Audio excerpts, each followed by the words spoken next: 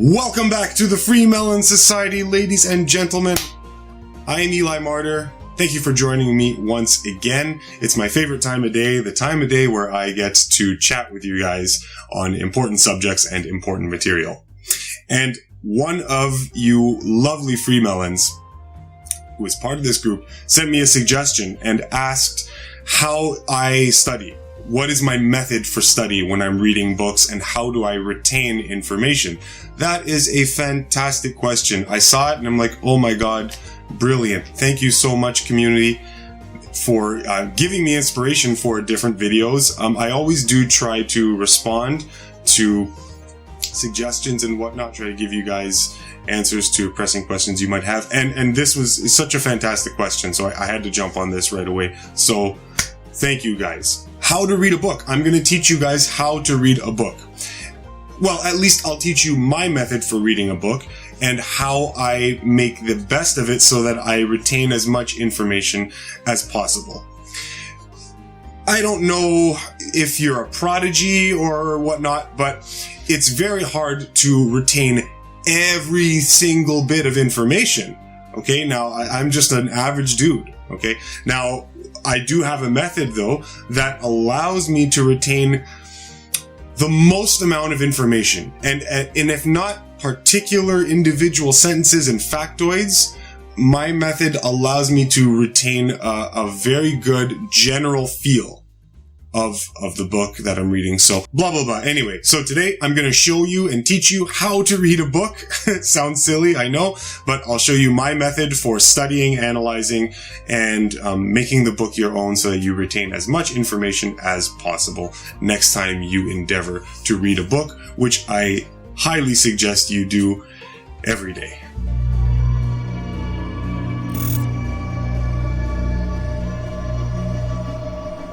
First thing to know about buying a book. When you buy a book, you have to make that book your own. Okay, so if you're one of those people that want to... Pleasure reading is a completely different story. Pleasure reading, that doesn't apply here. I'm talking about nonfiction. Okay, I'm talking about a book that you want to learn from. Now, if you're buying a book that you want to learn from, you have to understand that if you're of that mindset where you want to just keep the book in pristine order, unmarked, and maybe keep it on the shelves in hopes that maybe you can sell it someday or whatnot, anything like that, get rid of that. Okay, when you buy a book, you have to make the book your own. The way I see a book is as if you were an architect. And you were going to make an artwork, a piece of work, and someone hands you just a block of stone or a block of clay or whatnot. You've been handed this block of stone, and it's up to you to carve and work it so that you make it your own. Okay? That's what a book is to me. So in its raw form, it's incomplete.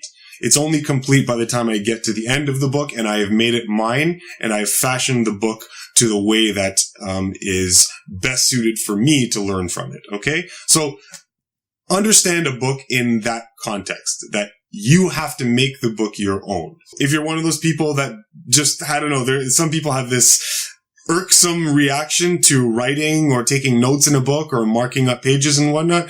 Okay, I'll just say it like it is. If that's you, you will not be getting the most out of your book. You will not be retaining the most amount of information from what you read. You have to be able to be comfortable marking the hell out of your book. Highlights, references, symbols that you create yourself. I'll get into that later on. All sorts of stuff. Okay, so this has got to be like a scrapbook almost. All right. So anyway, let's with that out of the way, let's get into some examples. So what I'm going to do is I'm just going to show you a couple of books. So just pick a couple of books from my library, and I'm just going to go through them and I show you what it looks like when I'm reading and studying a book, so that you can see clearly what I mean by you can't be worried or whatnot about marking up a book to high hell. So let's just jump into an example here. So as you can see, I'm just going to go through this book, this example that I've got for you. I'm highlighting important passages. I'm underlining other passages. Very often what I do, because you're going to have to make a system that works for you. Any kind of system that makes sense for you That's what you have to implement. So underlined passages might, for me, mean important passages. Highlighting might mean something that is more important. Okay? That's something that I could do in my book. Anytime you have some space available on the sides or on the bottom or on the top of the book that you're reading, if you have space, that's a godsend. You want to use that space and capitalize on that space to make point form notes of big chunks that you've just gone through, because that will help you in the end. If the book has made a list, then make sure to enumerate that list on the side, maybe with little point form notes about the main thrust of each point. If the author is telling you a story, maybe you can draw a little symbol or a picture to represent that story to you in a way that makes sense. But the main idea here is that as you go through the book, you should be constantly making rough outlines, rough point form outlines of a section or multiple sections of material that you can look at and then immediately recall, oh yeah, this whole section is just about this and this and this and this in your own words. It can be point form, chicken scratch, whatever. But as you go through the book, that's what you should be doing. One thing that you'll notice that I do is that I get very creative with the books that I'm reading. You'll notice that I very often draw. I make reading almost a creative endeavor. What this does, and I'll tell you why this is important, you'll see that I'm drawing symbols, I'm drawing figures, I'm drawing representations, animals. I'll draw what is being referred to in the text. I'm very often just doodling in the book, beside passages that correlate to what the doodle is. I'll tell you why that's important. Whenever you create something yourself, okay, whenever you do something, whenever you just put to work a creative faculty, you tend to retain the information better or more readily. Imagine the difference trying to memorize a complex poem, for example, and then creating a poem just on your own completely from scratch. Okay, which one are you going to remember, have an easier time remembering? Definitely you're going to remember the one that you just created from scratch, because there's this thing about internally generated creative phenomena that you have an easier time remembering. It's just encoded in a different way when it comes from within. Okay?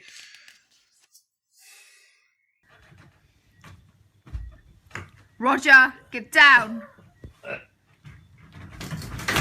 If you take a subject and learn about it, you'll retain some information. But then if you go and speak about it to an audience, all of a sudden, once you speak about it and you externalize it in your own words, holy smokes, all of a sudden it stays in mind. You remember it with much, much more tenacity. So why am I making all these doodles and pictures and whatnot that associate or that correlate with the text that I'm reading?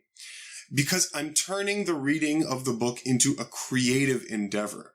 And when you create yourself by creating either pictures or point form notes or whatever, it helps you retain the information, because now you are actively engaged in the process it's almost like you're teaching yourself. Picture it that way. You read the book and then you take a moment to teach yourself what you just read by using pictures and whatnot. You'd be surprised. You'll remember the pictures that you draw. You'll have an easier time doing that. Okay? So that is why you find all of these markings and all these doodles and whatnot in the books that I'm reading, because it just helps. Does that mean you will remember absolutely everything that you doodle and whatnot? No. However, if you ever have to make reference to that book again and you open it up, you are going to look through all of your doodles and the information is going to snap back to you super fast, rather than having to look through every single word in every single paragraph, and that'll take you forever to relearn what you read maybe 5 years ago. But you see all the doodles and whatnot that you did, and you're like, oh yeah. Remember, a picture is worth 1,000 words. If I had to simplify it, a picture is worth 1,000 words, right? The next thing that's important to do, anytime you can or you are able, if the book has some space at the end of a chapter that you can write in, try to encapsulate the main points of the chapter in your own words at the end. Okay? So whatever the main thrust, whatever the tenor of the argument or the position or the narrative is in the chapter, you go ahead and you make point form notes and outline everything that you can remember about that chapter. And it doesn't mean that you have to reach the end of the chapter and then make all the notes. You can do it as you go. So if you read an important section of the chapter, then go to the end where you're going to be making your summary notes, write the summary note, and then go back and then continue reading and then go back and forth. Okay. So at the end of the chapter, you should have a nice tiny little summary, a couple words, or if it's a longer chapter, more, maybe even a couple pictures of the main points of the chapter. That will help you tremendously, especially when you go back to reread the book. Very important. Another important tool is to make up a legend for yourself. So one of the things I do is I use this particular Q symbol with 2 dashed lines underneath. And I know that anytime I see that in my book, so if I go back to a book I read 5 years ago, 10 years ago, and I see that Q with the dashes, I know that that's an important quote that was made in the book, that was written in the book. So I can just flip through really fast the book, and just anytime I see a Q, I'm like, oh yeah, quote. And then I can use that for a lecture that I'm giving, right? So that's just a symbol that I particularly use. You can make up all sorts of symbols. When I encounter a definition in a book, I'll use the same type of slash lines and just write the word deaf. So you might see deaf in many of my books, and that's because those are definitions of particular things, okay? So that's another tool that you can use, using symbols, okay? And make sure that the symbols are your own creation. Or whatever, it doesn't have to be your own creation. It can be any symbol, so long as you will always recognize that symbol as what it is that you define it to be. So that's another important tool. Find a legend for yourself and use those symbols and mark up your book whenever the passages apply to what that symbol means for you. The last important tool is to make a page reference at the end of the book. So every book I read, whenever there's a page that refers to a very, very particular point. So let's say I'm reading a book on the origin of feminism, for example, and there's a set of pages or just one particular page that shows how the socialist communist movement co-opted the feminist movement and then used them basically for politically expedient reasons. Okay. Let's say there's a page that deals with that. I just write the page number down and I throw it at the end of the book so that whenever I have to go back and make reference to a book, the first thing I do is I go to the back of the book or wherever I've recorded these and I see all the important page numbers, and then I write a brief description beside that page number just to tell me what it is that page is referring to, so that I have this very easy access page reference, and then I can go and then learn. And then of course you've got all the notes that you make on the page itself.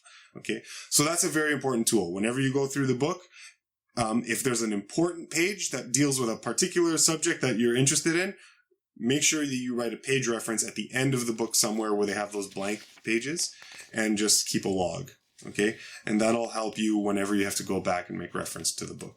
So that is the main system that I use when I'm actually reading the book in terms of the mechanical process. Now, there's one very last important thing that I want to tell you about reading a book, and this is literally how to read the book in your head, which is very important. When you remember things, search your memory banks right now. All the memories you have from childhood, all of your memories, okay? Are any of those memories recalled to you in text form? Right? I know it sounds silly. Think back to your childhood. Are any of your childhood memories, when you think about them, do you see in your mind's eye words? Or do you see pictures and images of what you saw with your eyes? Okay. The answer is obvious. You don't remember words. You don't encode memories in terms of words. At least, and obviously that's not a blanket statement. I know there's exceptions. But at least the vast majority of things you remember are what you see, what you perceive. Okay? When you read a book, very often what people do is they read to themselves out loud, but in their heads. Okay, so you're not actually saying words out loud with your mouth, but in your head, you're hearing the echo of the words that you're reading. So in your head, you'll say, the quick brown fox jumped over the lazy dog. Okay, whatever. If you can learn to shut that voice off completely, so when you look at a page, do not repeat the words to yourself in your head. It slows you down, okay? It makes the reading process a lot slower. And it also doesn't help you to retain the information as well. The way I would tell you to read a book is I would tell you to read a book in the exact same way that you would watch a movie. Read the book with your eyes and not by dictating the words to yourself in your brain, in your mind, excuse me.